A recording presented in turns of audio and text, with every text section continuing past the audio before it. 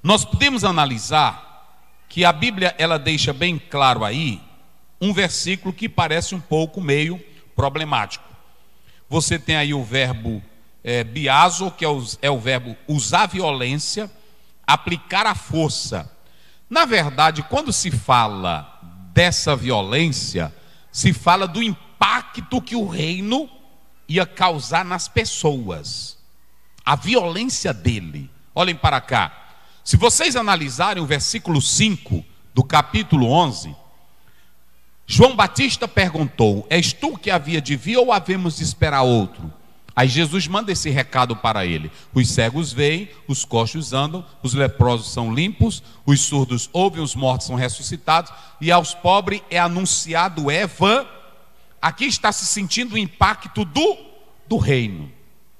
Por que o impacto do reino, pastor Zéu? Porque o reino tem essa força espiritual. É isso que o próprio texto ele quer dizer para nós. Então, você tem aqui a violência do reino, o poder do reino. Então, aqui está claro o que o próprio Cristo estava falando diante da mensagem em relação a João Batista. Agora, quando você atenta para essa expressão, esse verbo biazo, que quer dizer violência, aplicar a força, infligir, o próprio Senhor Jesus disse: olha, esforçai-vos, o reino de Deus é tomado por esse. A voz aí, ela, dentro desse texto, em referência a isso, ela é a voz média. Preste minha atenção para você não complicar a questão. Olhe bem para mim aqui. Essa voz que está aí, ó, biazetai, que é a voz média, essa voz aí, ela é a voz média, que na verdade é chamada de reflexiva, é a ação reflexiva. O que é a voz média? A voz média, por exemplo, eu me lavo, eu me banho, eu me arrumo, eu me visto. É a pessoa fazendo a própria ação em benefício próprio. Quem estuda grego sabe que aí você também, nessa voz média, você tem a presença, que a maioria desse verbo, ele vai para o ativo. Por isso que é chamado de verbo depoente. Quem estuda sabe disso.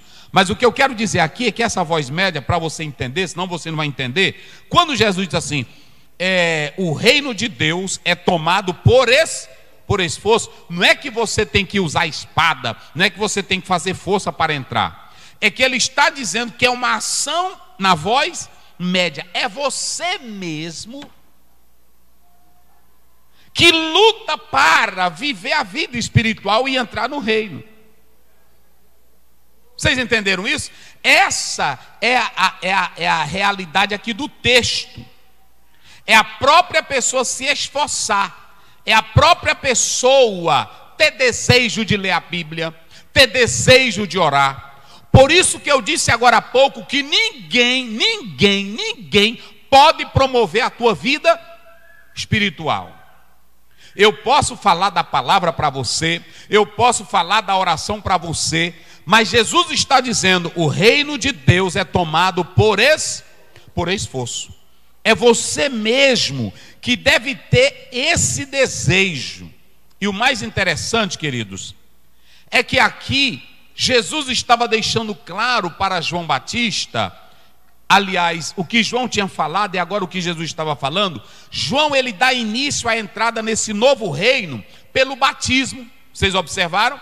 João Batista começou a batizar, introduzindo as pessoas no reino pelo arrependimento. Agora chega Jesus e vai dar continuidade a essa ação do reino. Olhe para cá para você entender. Aí Jesus chega e diz: João, o reino com a tua prisão não parou.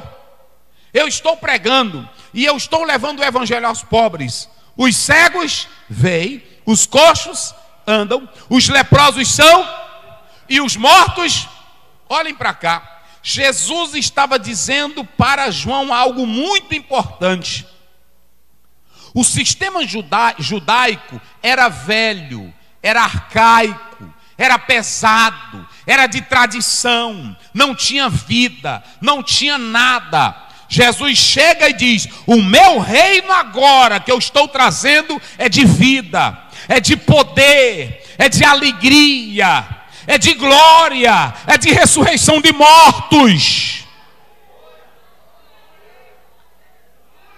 Então ele estava dizendo, vale a pena se esforçar para entrar nesse reino. Imagine vocês, um reino desse, aonde tem cura, aonde tem poder. Jesus disse assim, se eu expulso demônios, é porque é chegado a vós o reino de Deus. O reino de Deus tem cura, o reino de Deus tem milagres, o reino de Deus tem vida, o reino de Deus tem poder, o reino de Deus tem alegria. Romanos 14:17. O reino de Deus não é comida e nem bebida, mas é paz e alegria no Espírito Santo de Deus. Enquanto que você está do lado dos judeus, o reino deles, o poder deles é de fraqueza, é de tradição, é de religiosidade, é de coisas humanas. Jesus está dizendo, o meu reino é de poder, o meu reino é de alegria, o meu reino é de vitória, o meu reino é de vida. Se é de vida, se esforcem para entrar nele. Porque tem irmão que não compreende isso. Olha, para entrar, o primeiro passo era se converter. João Batista pregava, arrependei-vos, Mateus 3:8, e produzi frutos dignos de arrependimento. Mateus 4:17, Jesus disse, é chegado o reino dos céus, arrependei-vos. Ou seja, para ter parte nesse reino, era preciso se arrepender e entrar nesse reino glorioso em Cristo Jesus. Então, era necessário envidar todos os esforços, pureza de coração, desejo na alma, para entrar no reino de Deus. Você ia perder o que era humano, você ia perder o que é da carne, mas valia todo esforço para entrar nesse reino marcado de bênçãos e de glória espiritual. É isso que Jesus está dizendo. Eu vou só dar um exemplo aqui para vocês, irmão. Vocês se lembram que eu comecei falando sobre o valor que o crente tem? Tem irmão que a gente vai na casa dele e chega lá, irmão, não lhe vi lá mais no culto. É, pastor, eu estou assim meio desanimado, tem umas coisinhas na igreja. E assim, pastor, essa semana mesmo visitando aqui uns. Irmão, não lhe vi mais na igreja. É, porque estou assim, aí, irmão, vem para cá. Irmão, não sabe o valor do reino. Quando Jesus disse assim, olha, vai dizer para João, os cegos veem, os coxos andam, os leprosos são purificados, os mortos são ressuscitados. Onde é que eu não quero entrar num negócio desse, irmão? Aonde é que eu não quero entrar num mistério desse? É ou não é? Quem é que não quer? Eu não entro nessas brincadeiras que tem aí. Agora, me mostre aí onde é que tem um movimento espiritual do jeito que Jesus falou aqui. Me mostre. Se tu me mostrar, eu estou dentro. Se tu me mostrar, eu estou dentro. Um movimento como esse aqui. Agora eu vou te mostrar o que acontece quando você sabe o valor do reino. Coloque aí. Eu sei de qual, mas eu quero que tu leia. Coloque aí Filipenses 3, verso 7. Vamos lá rapidinho, só para nos mostrar uma ideia. 3:7. Mas o que para mim era ganho, eu reputei como o quê? Perda por causa de quem? Olha para cá. Mas o que para mim era dinheiro, posição, fama, status, glória humana, judaísmo. Olha o verso 8. Olha o verso 8. E na verdade eu tenho por perda todas as coisas por causa da excelência do conhecimento de Jesus Cristo nosso Senhor, para o qual eu perdi todas as coisas e as considero como o quê? Como esterco para ganhar a Cristo.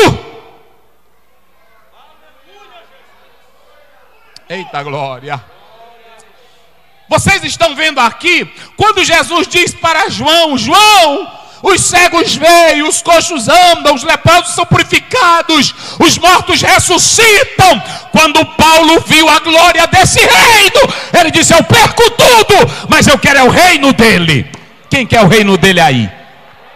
Pois te esforça. Como é que eu sei que tem tanta bênção, aí é necessário o pastor estar me esforçando? Jesus já deu tanta coisa boa, irmão. Olha, quem dá a salvação? Responda bem alto. Quem é que dá a salvação? Quem é que purifica leprosos? Quem é que cura? Quem é que liberta? Quem é que salva? Quem é que dá vida? Então te esforça.